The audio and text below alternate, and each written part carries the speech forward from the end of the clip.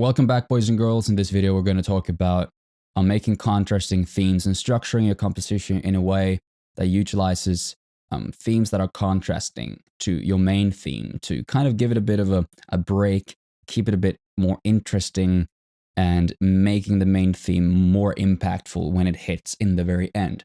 So for this little example, we're going to use one of the other themes that we wrote in the melody part, which sounds like this.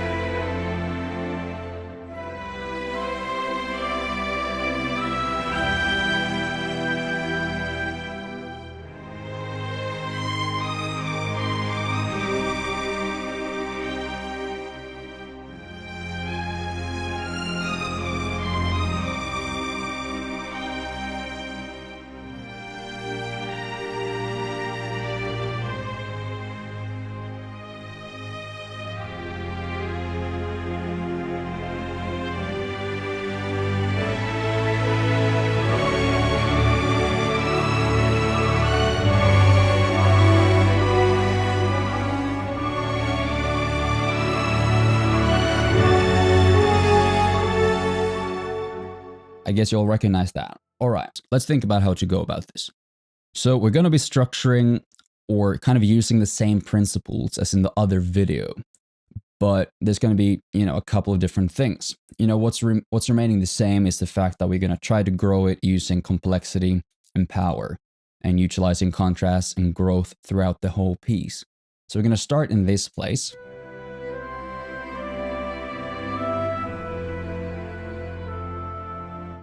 Which again is only melody and harmony. You want to start things in a very simple, minimal place. There's a couple of reasons for this.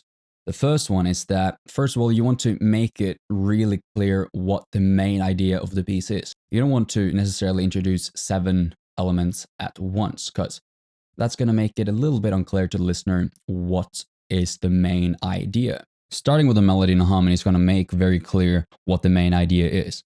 And it's going to give you a better starting point for adding counter melodies, ostinatos, and so on later to make it grow. So what I've done here is that I've started with only the melody and the harmony. And I've started, in just woodwinds and string chords, which is going to be a very mellow start that gives us lots of room to grow.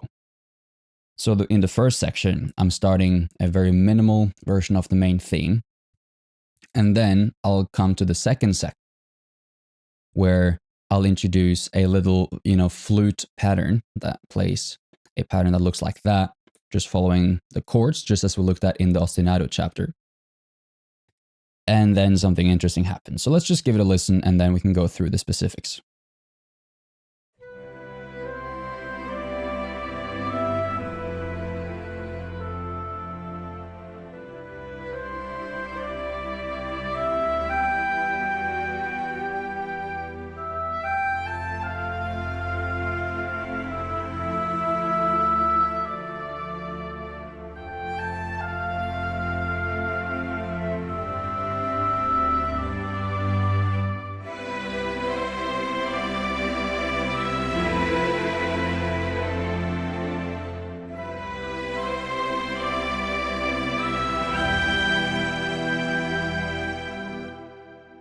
All right, so far, so good. What I did in the second A section, or the repetition of it, is that I introduced the strings. It's a little bit choppy in the mock-up and how it gets introduced, but that's because I've been cutting it up and I'm kind of trying to show this as building blocks that you should worry about, not as much as an actual, perfected mock-up, if that makes sense. I'm also just going to drag these elements up here that are more relevant for what we're doing right now, just to make things a bit more clear, because this is basically building blocks of the composition. I'm just using 6 or 7 different tracks to make my points here. So in the second one, I'm introducing the strings, making it grow and increase ensemble size. And I'm also introducing the little flute pattern.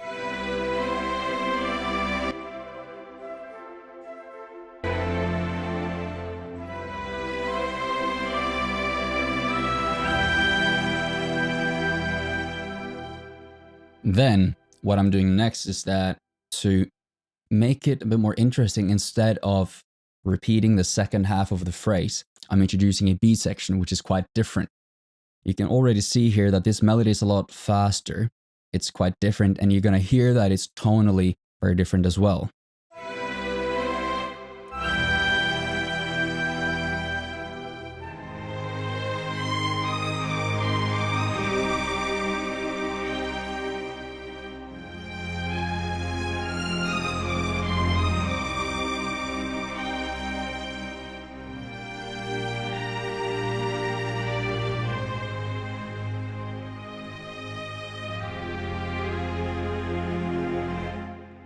All right, so let's just kind of point out the main things that's happening here. First of all, I'm removing the ostinato, so I'm going down in complexity again. So this is utilizing contrast to give the ostinato, when it comes back in the final section, more impact. The second thing that's happening is, the melody, the rhythm of it, and the feel of it is very different to the main theme. It's a lot faster. It's a much more minor feel to it. Well, it's a minor melody compared to the major melody we have in the main theme. So I'm using a different tonality. Emphasize that this is a contrasting theme. This is not some kind of, extension of the main theme. This is a contrasting theme. And it's going to make the piece a little bit more interesting by introducing something fresh to it. This will be a little surprise harmony lesson as well, because what I'm doing is that I'm going from C major to C minor.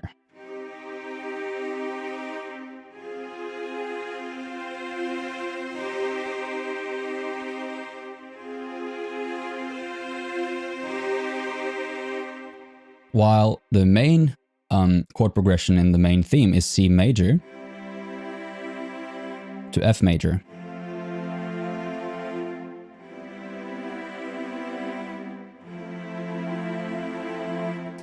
Now all of a sudden, in the B section, I've just exchanged those chords to minor chords instead.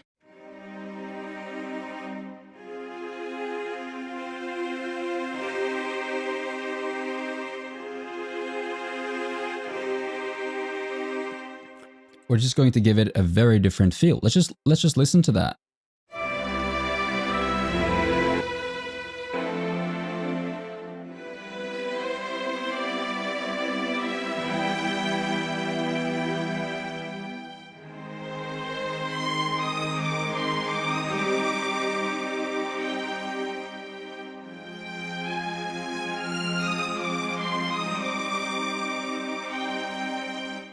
So that's also a little trick that I did to make the B theme different from the main theme. So let's just recap that in case this gets confusing.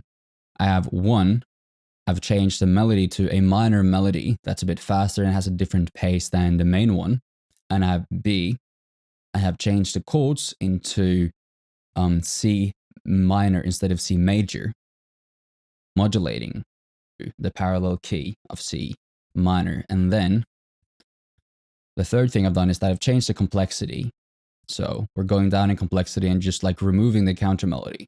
So those are 3 main things that I've done to make this theme contrasting to the main one.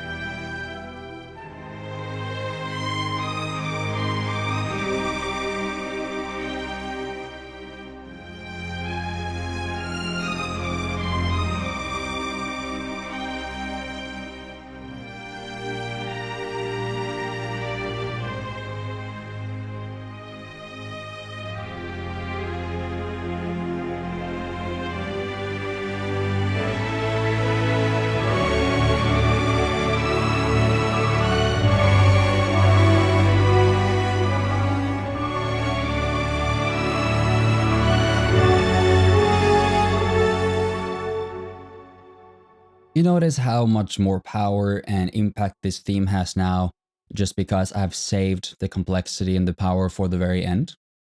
As you know, I might notice I have saved the counter melody all until the end. There's no counter melodies in any of these themes here. So I've saved that layer of complexity until the end.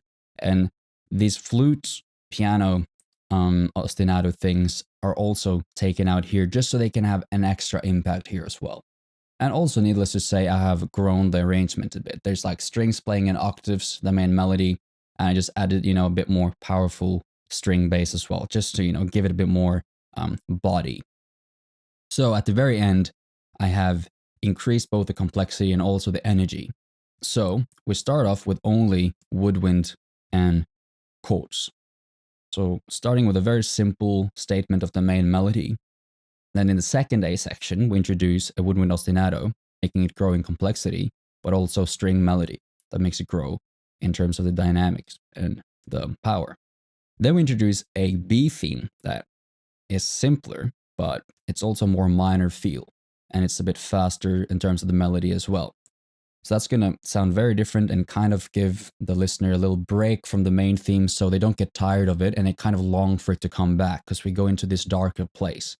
And in the end here, I'm modulating to D major, which is one semitone higher than C major, which is going to give it even more of a lift. And that's another way I've given the final repetition of the theme even more of a lift and even more energy.